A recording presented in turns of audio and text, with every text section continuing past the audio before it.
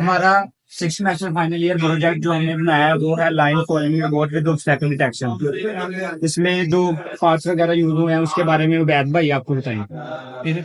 इसमें हमने दो आईआर सेंसर इस्तेमाल किया है और एक अल्ट्रासोनिक सेंसर इस्तेमाल किया है। जो अल्ट्रासोनिक सेंसर है वो हमारा ऑब्स्टैकल को डिटेक्ट करता है। आईआर सेंसर जो है वो उसमें हमारे लाइन को फॉलो करना है, लाइन को ट्रैक करना है। और हमने इसके ऊपर आर्डिनो लगाई है। आर्डिनो में हमारा कोड है आईडीई में, और जो मोटर मॉड्यूल लगा हुआ है ये मोटर को कंट्रोल करता है, मोटर की स्पीड वगैरह इस पर कंट्रोल होती है। तो आइए हम आपको प्रैक्टिकल करके दिखाते हैं।